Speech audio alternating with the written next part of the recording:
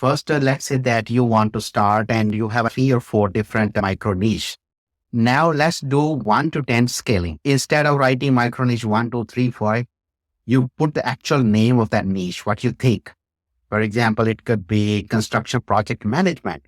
So look at what exactly your specific area you want to work on, list it down, and then you say, is my experience great in this niche? If it is the outstanding experience, very broad, put 10. But if you feel I hardly worked for 6 months in this area, my experience is not that great, maybe put the score of 2. Also look at that where your connections are the best, where you got most LinkedIn friends, in which niche is that. Whether you got energy, are you really motivated for that particular niche or not? So once you start scoring, you will know what is your high scorer niche. So that's the first pass. Then you take it next level down.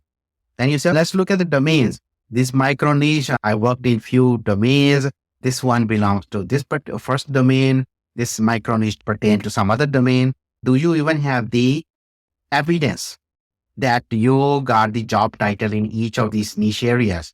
You will find that in some places you will have a niche and I don't even have a job title in my past, which shows that I was working in this micro niche. So that means you might be getting the impression that you have that micro niche, but there is no evidence that you actually served that micro niche in the past ever. So that's how you basically kind of keep scoring based on these criteria. That gives you the overall picture that out of all the different options what you have, which one is the strongest experienced in terms of your micro niche. So that's the idea here. Then you go down to expertise. Now, expertise is very simple. If you don't have an evidence, that's not your cup of tea. Evidence means it has to be verifiable, like award, a feature, certificate, maybe invitation, maybe somebody gave you shout out, maybe somebody gave you testimony, maybe you got published somewhere, somebody endorsed you. So what top expertise? Do you have top competence? Do you have evidence? Do you have proof? Do you have testimony? Do you have a certificate? If not, say no, but keep listing it down across all the micro niche. After you do this exercise, it will tell you where your biggest number of evidence are. Someday you're going to put up a website on your authority, isn't it? And you are going to put all those evidence. That's why I am a global authority on this micro niche. But if you don't have evidence, I think it will be a tall claim. So that will allow you to think systematically. Now we take it to the next level. All the micro niche what you listed, do you have follower? Do you have connection? Do you have clients already? What leverages do you have? Do you have opportunity to be successful in that one? If you start a business or profession in that particular niche, or you hone your expertise or authority in that area, do you have membership forums, engagement in that particular area, which you can leverage?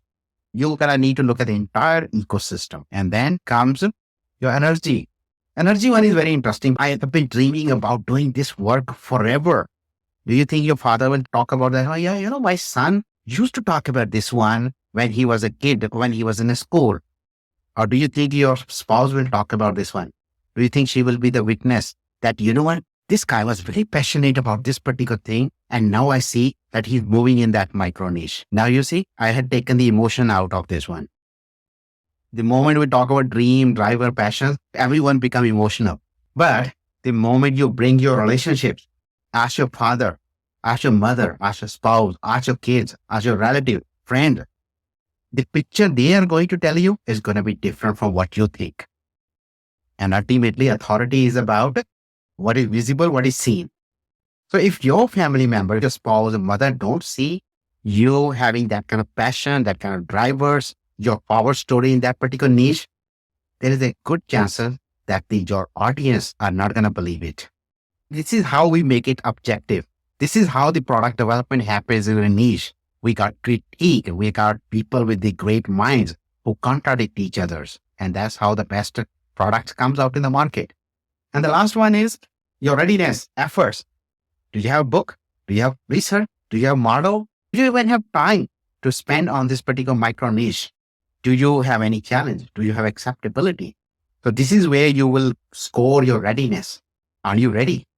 and which particular micro niche. So once you do this exercise across 5 areas, one thing will stand out.